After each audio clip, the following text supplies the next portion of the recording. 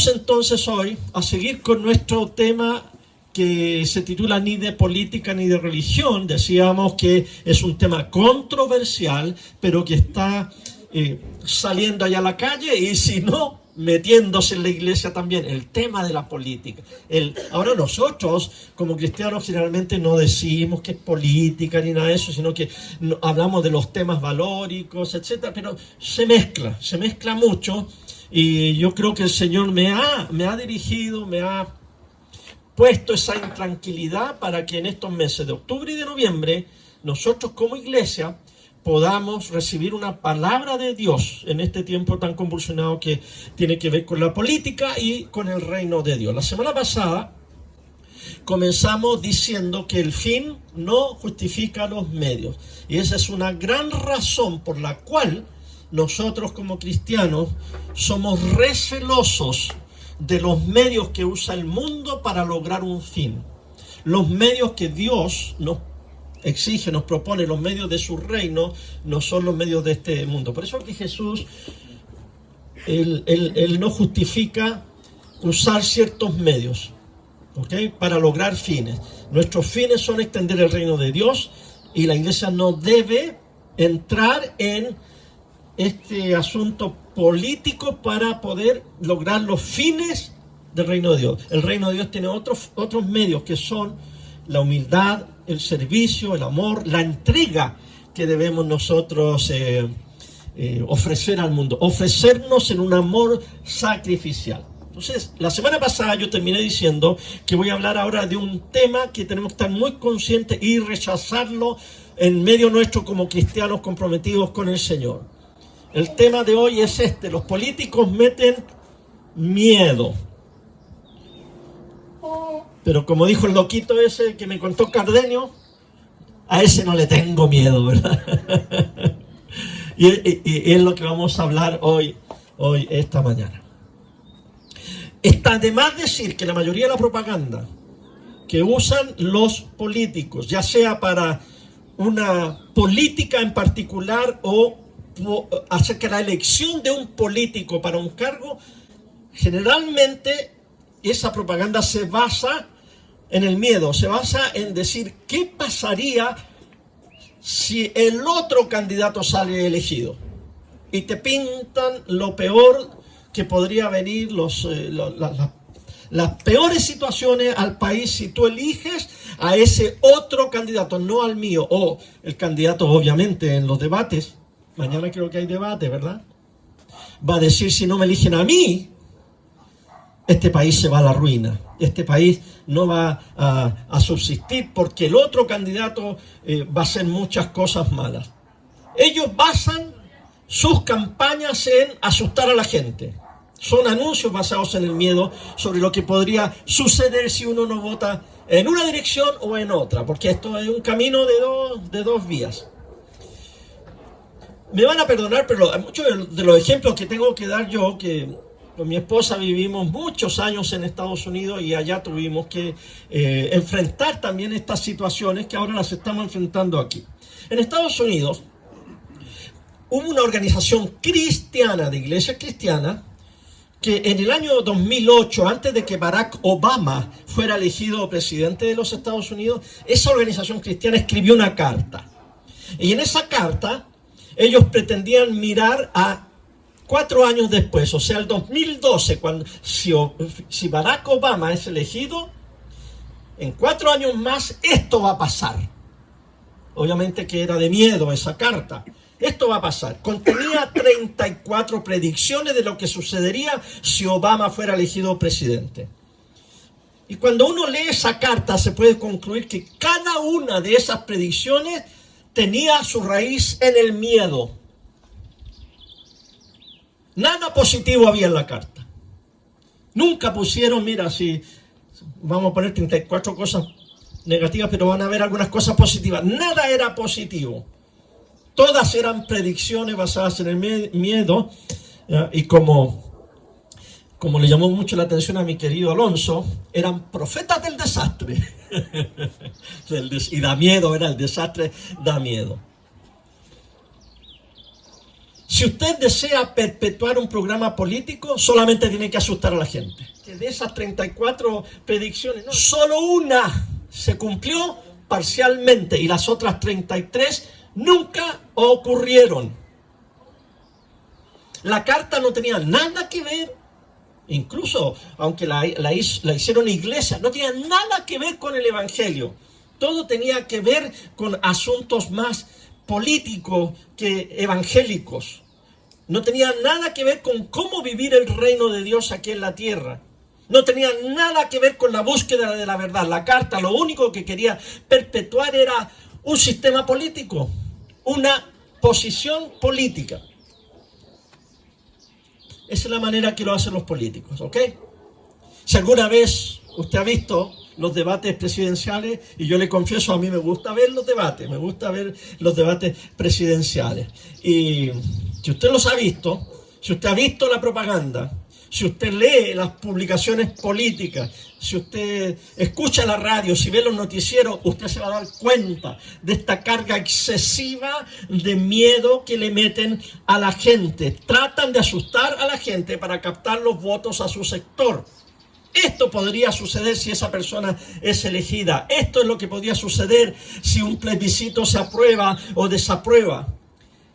No seamos ingenuos. En eso consisten los sistemas políticos. En eso. La toma de decisiones basada en el miedo es una forma terrible de vivir. Ahora, es posible que usted, antes de conocer a Cristo, usted vivía en el miedo. De muchas cosas, miedo a la muerte, miedo a perder el trabajo, miedo al diablo, miedo a esto, miedo a lo otro, mucho miedo. Pero una vez que uno conoce al Señor, el Señor, como dice el Salmo, de todos mis temores me libró. Uno no puede vivir en temor, así que yo creo que ojalá nos escuchen algunos políticos para que entiendan que a nosotros los cristianos por ese lado no nos pueden dar. Dennos por otro lado si quieren. Por ese lado del miedo no nos van a dar, porque a ese no le tengo miedo. Y aquí está este versículo, que es un versículo nada más que vamos a exponer hoy. Primera de Juan 4:18. En el amor no hay temor, sino que el perfecto amor echa fuera el temor. Porque el temor lleva en sí castigo, de donde el que teme no ha sido perfeccionado en el amor. Les desafío, por lo menos, a aprenderse las primeras dos frases de memoria. En el amor no hay temor. Repita conmigo, en el amor no hay temor. Sino que el perfecto amor echa fuera el temor. Sino que el perfecto amor echa fuera el temor. Otra vez, en el amor no hay temor, sino que el perfecto amor echa fuera el temor. Qué lindo sería que lo anotara, o que después volviera al YouTube, o que lo pusiera en una tarjetita, y que esta semana lo anduviera repitiendo una y otra vez. En el amor no hay temor, sino que el perfecto amor echa fuera al temor. Preste atención a lo que Juan está diciendo aquí. Dice que el amor perfecto, ¿cuál es el amor perfecto? El amor ágape, el amor de Dios que ha revelado en Jesús. Si usted ha experimentado el amor de Dios en su vida, entonces usted, es algo automático, ¿verdad? Usted no se tiene que esforzar mucho, es algo automático. Entra el amor y sale el temor. Otra vez, es algo automático. Si entra el amor, si invade el amor, echa fuera el temor. Hay tiniebla, hay oscuridad. Usted prende una vela y la luz de la vela echa fuera la oscuridad. Hay un cuarto oscuro, usted abre la ventana, la luz entra y la luz expulsa las tinieblas. El amor de Dios en nuestros corazones, que dice el apóstol Pablo, ya ha sido derramado en nuestros corazones. Ese amor echa fuera, ¿qué cosa? El temor. Así que cuando usted tema, enfóquese más en el amor de Dios que ha sido derramado en su corazón para que ya no tema. Ahora, la persona que está apasionada en la política, que se preocupa por ciertas causas, que publica artículos y noticias en las redes sociales basadas en la perpetuación del miedo. Análisis. ¿Es usted una de esas personas? ¿Es usted que usa Facebook, Twitter, Instagram, que manda por WhatsApp algunas noticias? ¿Es usted uno de esos que sus noticias lo que dice es una profetisa o un profeta del desastre? ¿Está mandando cosas que infunden miedo? Revise su Facebook, revise su WhatsApp que ha publicado. Porque es muy fácil encender la tele y escuchar lo que se dice allí. Miedo, miedo. Y la forma que lo dice, todo analícelo usted y diga, ¿tiene un trasfondo de miedo? Los seguidores de Jesús no somos personas que perpetúan el miedo, ¿ok? Usted tiene que ponerle un alto al miedo. En su vida, en su familia, en su comunidad, en su iglesia, usted tiene que decir, por ahí yo no voy. A mí no me metas miedo. Por ahí yo no voy. Porque Jesús nos puso aquí para hablar del amor que echa fuera el temor. Es posible que tengamos un propósito en mente. Yo creo que cada uno de nosotros quisiera, en este caso, que este país, que nuestro país fuera por un camino o por otro. Quisiéramos lograr ciertas cosas. Yo sé, todos tenemos algunas ilusiones, algunos propósitos en la mente. Y como dijimos la semana pasada, a Jesús le interesa cómo es que cumplimos y llevamos a cabo ese propósito. Porque el fin no justifica los medios. Y nunca se olvide de esto. El amor echa fuera el temor. Y si vamos a lograr algo, lo vamos a lograr sin miedo, pero llenos del amor de Dios. Les pongo otro ejemplo, otra vez de California. En el año 2008, que estábamos pastoreando en California, se levantó un plebiscito, la proposición 8, y esta decía que el matrimonio tenía que decirse en la Constitución de California que el matrimonio era exclusivamente entre un hombre y una mujer. O sea, que había que votar sí a la proposición 8.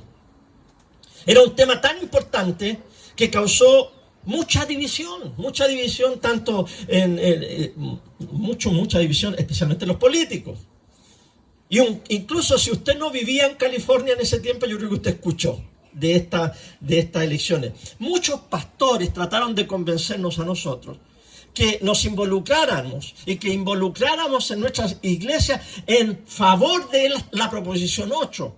Había que votar que sí, que el matrimonio era entre un hombre y una mujer. Y nos decían, si esto se aprueba, si se aprueba el matrimonio igualitario, entonces podría la iglesia perder su estatus de organización sin fines de lucro. Si esto no se aprueba, los pastores podrían ser encarcelados. Si esto no se aprueba, nuestras iglesias y pastores podrían terminar siendo demandados por no casar a parejas del mismo sexo. Insistían en una serie de cosas que se suponía que nos asustaría. Uy, hay que votar entonces a favor de la proposición 8, porque si no, íbamos a actuar. En el fondo querían que actuáramos en base al miedo, meter suficiente miedo en la iglesia para que la iglesia votara en una forma determinada.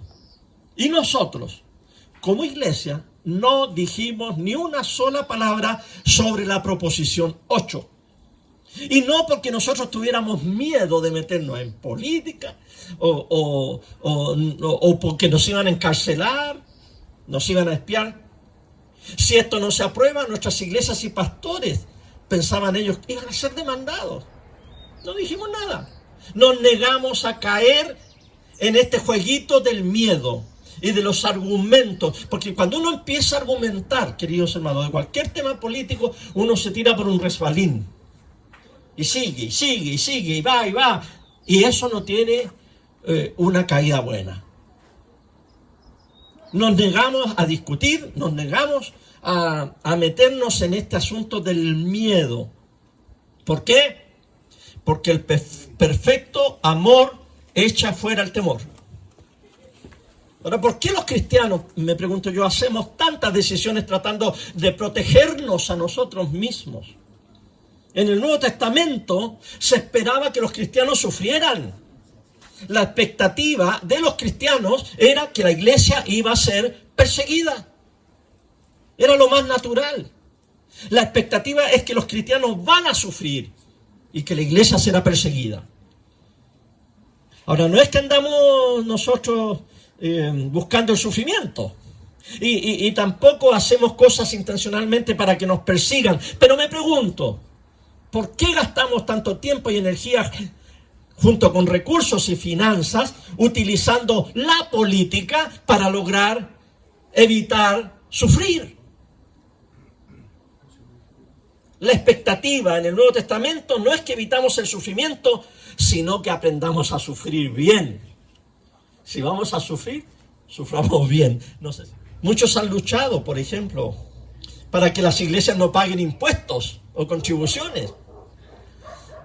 Y podría suceder que en algún futuro, incluso aquí en Chile, nos quiten ese privilegio. Ustedes saben que la iglesia en Chile no paga impuestos por los diezmos que ustedes traen a la iglesia. Esa platita que usted viene a traer aquí, esa queda enterita para la iglesia y no paga ni un 5 de impuestos. Gloria a Dios por este país, dice. Momentito, no se me entusiasme mucho. No nos interesa. No es tema. No nos da miedo si nos quitan o no nos quitan. No es el punto. El Ministerio de Justicia de aquí de Chile se dedica solo a la creación y disolución de las iglesias, pero no tiene capacidad para vigilar sus movimientos financieros. Ahora bien, discúlpenme, ¿no? Pero ustedes me conocen. Yo creo que si el Ministerio de Justicia tuviera un poquito de autoridad para revisar las finanzas de la iglesia, nos habríamos evitado varios escándalos en la iglesia evangélica chilena. Ah, no, pero no pueden meterse porque nosotros somos entidad religiosa de derecho privado o público, depende de lo que eligió. Bueno, miren, les voy a leer aquí un artículo. El Consejo Nacional de Obispos y Pastores Evangélicos de Chile se reunió para fijar una posición sobre el proceso constituyente. El presidente de dicha instancia, y digo el nombre porque está en el artículo y no tengo ningún problema en decirlo, Jorge Méndez, anunció que resolvieron alinearse por la opción rechazo respecto a una nueva carta fundamental. Comillas. Vamos por el rechazo porque nosotros tenemos mucho que perder. Nosotros hemos logrado grandes cosas con la ley 19.078, que tenemos ley religiosa. Entonces, con la nueva constitución vamos a perder muchos bienes que tenemos, que son de gran bendición para el país. Y yo le agregaría, y también son de gran bendición para algunos pastores sinvergüenzas que se llevan el diezmo para la casa. Bueno, ya me puse pesado, pero bueno, ustedes me perdonan, ¿verdad? Pienso yo que podría llegar a ser algo bueno que a la iglesia se le quitaran ciertos privilegios. No pelearé yo con el gobierno si nos dicen que no se nos va a permitir hacer ciertas cosas. No voy a luchar contra eso, pues nada de eso va a cambiar lo que nosotros como iglesia estamos aquí para hacer esta mañana, por ejemplo. Estuvimos aquí en el desayuno de los servidores, de los ministerios, el discipulado, el liderazgo, y volvimos a poner en la pizarra esas 3 frases que nosotros sostenemos el ministerio aquí. La iglesia de Cristo Nueva Esperanza existe para amar a Dios, amar a los demás y servir el mundo. Ok, si nos quitan la personalidad jurídica, nosotros vamos a seguir amando a Dios, amando a los demás y sirviendo al mundo. Si nos llegan a perseguir, si este país se transforma en una dictadura atea, comunista, lo que sea, esta iglesia va a seguir amando a Dios, amando a los demás, sirviendo al mundo. El amor echa fuera el temor. No afecta en absolutamente nada lo que nosotros estamos ordenados a hacer por nuestro Rey y Señor Jesucristo. No importa lo que se apruebe o se desapruebe, no importa quién se elija de presidente, no importa qué constitución salga. En cuanto a mi iglesia, todavía seguiremos siendo la iglesia que el Señor llamó a ser. No importa que sea legal o que sea ilegal. Todavía seguiremos la enseñanza de la santa palabra del Señor. Nada de lo que ocurra políticamente nos hará cambiar de lo que hacemos y no nos hará cambiar ni un milímetro de lo que nosotros creemos. Porque mi fe está fundamentada nada más que en la autoridad de nuestro Señor Jesucristo. Y como dicen los pastores tradicionales, y el pueblo de Dios dice, amén. Amén. Así que dejemos de tomar decisiones basadas en el miedo. Dejemos de tomar posiciones políticas en un intento de inocularnos para que nada les pase a los cristianos o a la iglesia en general. La realidad es que la iglesia se desarrolla mucho mejor en la persecución. Históricamente y hasta la actualidad y hoy en día, en los lugares en donde la iglesia es perseguida, es allí donde la iglesia está creciendo más rápidamente. Así que, Señor, si tú quieres una zamarreadita a esta iglesia, Señor, si quieres mandando una pequeña persecución, no tan grande tampoco, para que esta iglesia seamos menos de 1000, ¿ya? Para que esta iglesia crezca. Hermanos, cuando pasan esas cosas, nuestro país ha pasado por esas situaciones. Y aunque nosotros pasamos por un periodo muy trágico, en septiembre del año 1973, que se extendió por varios años. Los que me conocen, cuando nos ponemos a contar historias de ese tiempo, yo les he dicho, me encantaría escribir un libro porque yo, por lo menos personalmente, he conocido al menos 4 testimonios de cómo el Señor, en ese tiempo tan terrible que pasó en nuestro país, intervino milagrosamente para salvar a 4 pastores que conozco. Los llamó, los protegió, los cuidó de haber sido torturados o asesinados. Entonces yo con la perspectiva del tiempo, porque uno cuando está ahí no tiene perspectiva. Eso ya pasó hace muchos años. Pero ahora con la perspectiva del tiempo, un libro donde pudiéramos contar las historias de estas personas, que yo por lo menos conozco, hay otros que ustedes conocen, cómo Dios intervino milagrosamente para salvar a esas personas y para traerlas a la iglesia y al reino de Dios. Yo no quisiera que volviera a pasar, pero si vuelve a pasar, otra vez la iglesia se va a fortalecer y otra vez las puertas de la iglesia van a estar abiertas para atraer a todo aquel que venga necesitando esto que es trascendental y eterno, que es el reino de Dios. Y no es un gobierno de 4 o de 8 años o una dictadura de unos 10, 20 años. No nos interesa cómo se maneja esto. A nosotros nos interesa ser fieles a Jesucristo y nada más. Así que, mis queridos hermanos, si viene una pequeña persecución, si viene una apletada de clavijas, gloria a Dios. Y nos vamos a recordar de nuestros hermanos, de nuestros países, cómo están sufriendo. Donde la iglesia es perseguida, la iglesia está creciendo más rápidamente. Y la historia enseña que cuando la iglesia se liga fuertemente al gobierno, cuando la iglesia es parte de la mayoría que gobierna, y cuando la iglesia se hace muy dependiente del Estado y de los gobiernos de turno, es allí donde a la larga la iglesia se muere. Pero nosotros vamos a vivir con Cristo y vamos a crecer con Cristo y no le vamos a tener miedo a nada. Gloria al Señor. El próximo domingo vamos a hablar entonces, usted está diciendo, bueno, el pastor está diciendo que no hay que meterse en política, que no hay que usar los medios de los políticos. El pastor está hablando mal de los políticos que meten miedo. Entonces, ¿qué tenemos que hacer? Bueno, el próximo domingo el tema va a ser ¿qué es lo que tú y yo como cristianos debemos hacer? Son 3 palabras nomás y allí está en su boletín que se los mandamos por PDF en el grupo de WhatsApp. Así que ahora le vamos a dar gracias al Señor. Póngase de pie y le vamos a agradecer al Señor por su palabra. Padre, te alabamos y te bendecimos. Espíritu Santo, agradecemos tu presencia en medio nuestro. Estamos caminando aquí en Chile como los peregrinos de Maús. Y Estamos algunos medio cabizbajos, medio agotados con todo este asunto de la pandemia, de la trifulca política, de la constituyente, de los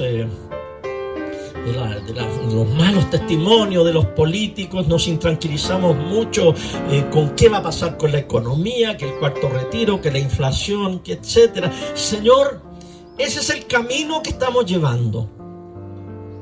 Nosotros te pedimos sentir tu presencia, divino compañero del camino. Tu presencia siento yo al transitar. Que sintamos que vas con nosotros, Señor, al lado. Que nuestro corazón arda, Señor, cada vez que exponemos tu palabra. Espíritu Santo, enséñanos todas las cosas que el Padre quiere enseñarnos para vivir en completa lealtad a Jesucristo nuestro Señor, a quien sea toda gloria, alabanza desde ahora y para siempre. Amén y amén.